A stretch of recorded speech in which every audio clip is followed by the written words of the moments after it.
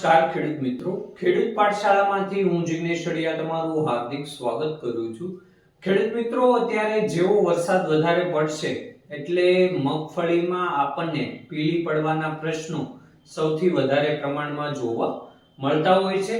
તો એના કયા કયા કારણો છે અને એનું નિયંત્રણ આપણે કઈ રીતના કરવું જોઈએ એના વિશેની સંપૂર્ણ માહિતી આપણે આ વિડિયો થકી લેવાના છીએ, જેમાં આપણે જાણશું કે ભાઈ મુખ્ય જે કારણો છે જેના કારણે મગફળી પીળી પડે છે અને એનું આપણે કઈ રીતના સારામાં સારું નિયંત્રણ કરી શકીએ।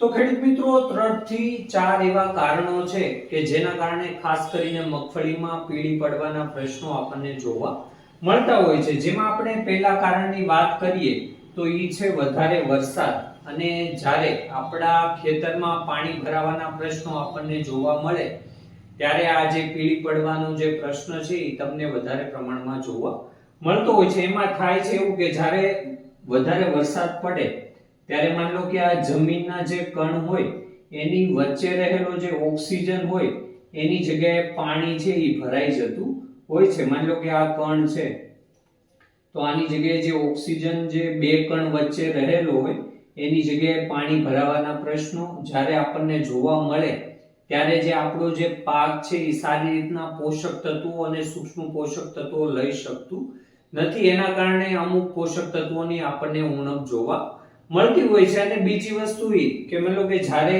પાણી વધારે ભરાય અને આ માન લો કે આ પાકના મૂળ છે તો એની આજુબાજુમાં જે પણ પોષક તત્વો અને સૂક્ષ્મ પોષક તત્વો રહેલા હોય એ જ્યારે પાણી નીચે ઉતરે એની સાથે આ પણ ઉતરી જતા હોય છે। એ બીજું કારણ એ છે કે એના કારણે આપણને પોષક તત્વો અને સૂક્ષ્મ પોષક તત્વોની ઉણપ જોવા મળતી હોય છે।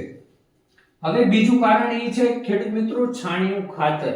જ્યારે પણ આપણે શરૂઆતની અવસ્થામાં જો આપણા ખેતરમાં આપણે છાણિયું ખાતરનો વધારે પડતો ઉપયોગ કરીએ ત્યારે પણ આપણે મગફળીમાં પીળી પડવાના પ્રશ્નો જોવા મળતા હોય છે। એનું કારણ એ છે કે જ્યારે પણ આપણે છાણિયું ખાતર વધારે નાખીએ ત્યારે આપણી જમીનમાં ઓર્ગેનિક કાર્બનનું પ્રમાણ વધતું હોય છે અને એના સારા ઉપયોગ માટે ઓર્ગેનિક કાર્બન અથવા સૂક્ષ્મ જીવોને જે નાઇટ્રોજન છે એની વધારે પ્રમાણમાં જરૂર પડતી હોય છે। એના કારણે જે સૂક્ષ્મ જીવો હોય છે આપણી છોડની આજુબાજુમાં જે નાઇટ્રોજન હોય એનો ઉપયોગ એના વૃદ્ધિ વિકાસ માટે કરતા હોય છે। એટલા માટે થોડા સમય માટે જે નાઇટ્રોજનની ઉણપ છે એ આપણને જોવા મળે છે અને જે મગફળી પીળી પડવાના આપણને પ્રશ્નો જોવા મળતા હોય છે।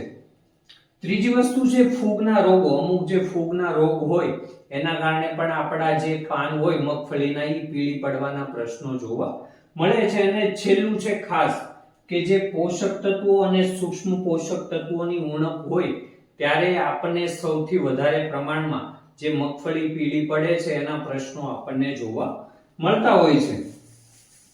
જેમાં ખેડૂત મિત્રો, આપણે પોષક તત્વો અને સૂક્ષ્મ પોષક તત્વોની વાત કરીએ તો પહેલું છે ફેરસ અથવા લોહ તત્વ, બીજું છે સલ્ફર, ત્રીજું છે નાઇટ્રોજન,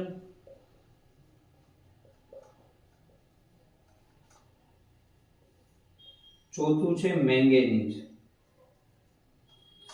આ 4 પોષક તત્વો અને સૂક્ષ્મ પોષક તત્વોની આપણા પાકમાં ઉણપ હોય ત્યારે આપણને મગફળી પીળી પડવાના પ્રશ્નો જોવા મળતા હોય છે।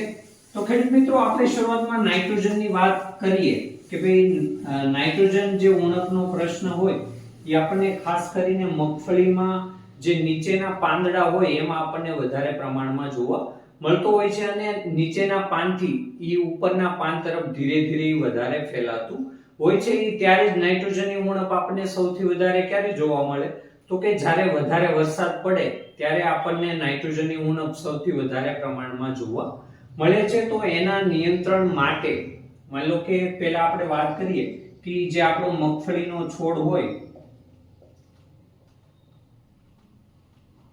આ પાન હોય તો એમાં જે નીચેના પાન હોય એમાં સૌથી વધારે જો પીળા પડે તો આપણને નાઇટ્રોજનની ઉણપ વર્તાતી હોય છે। તો એના માટે આપણે જે નેનો યુરિયા આવે છે, નેનો યુરિયા પ્લસ એનો છંટકાવ કરી શકીએ છીએ, અથવા આપણે જો ખાતર નાખતા હોય તો તો આપણે એમોનિયમ સલ્ફેટ જેવા ખાતર જેમ મોરસ્યું છે એનો ઉપયોગ કરીને આપણે જે આની ઉણપ છે એનું નિવારણ કરી શકીએ છીએ.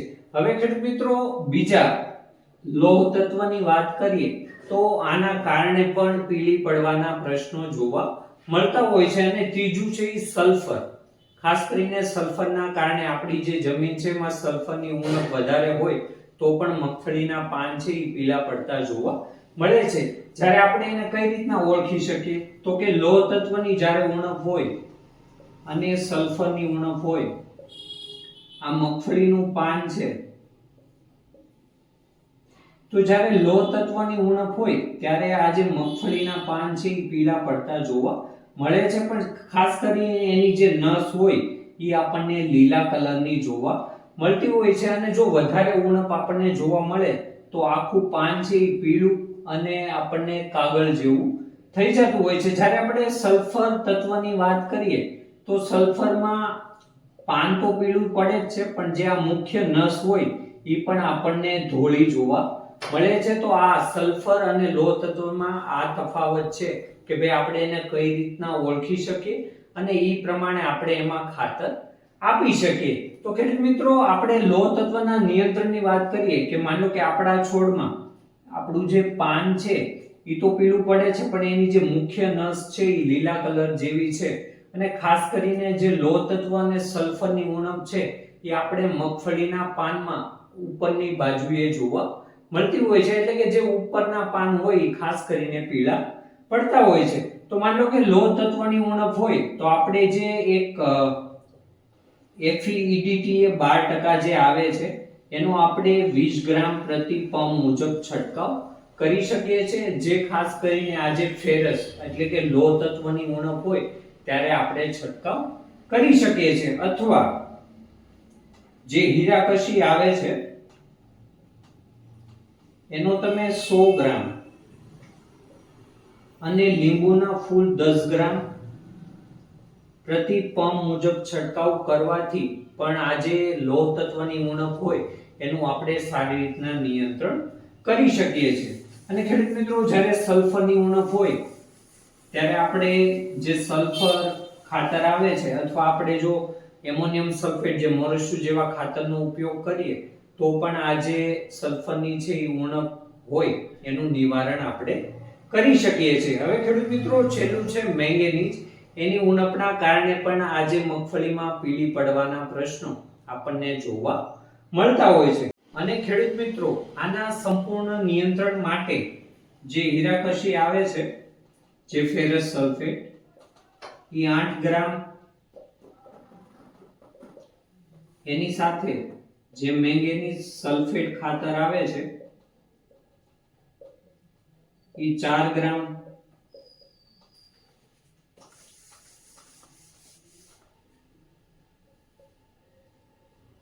જે લીંબુના ફૂલ 1 ગ્રામ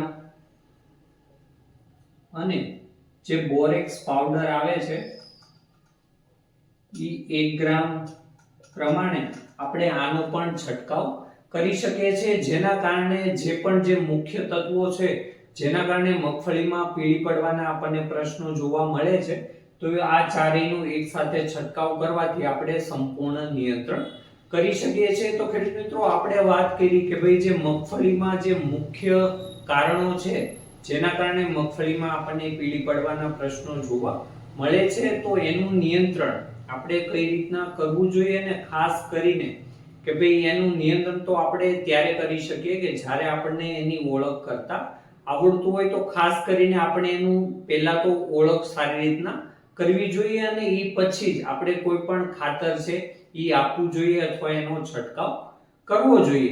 ધન્યવાદ ખેડૂત મિત્રો. જો વિડીયોમાં માહિતી પસંદ આવી હોય તો વિડીયોને લાઈક કરો, શેર કરો અને આવી જ ખેતીને લગતી માહિતી માટે આપણી ચેનલને સબસ્ક્રાઇબ કરો. ફરી મળીશું એક નવા વિડીયો સાથે. જય જવાન, જય કિસાન.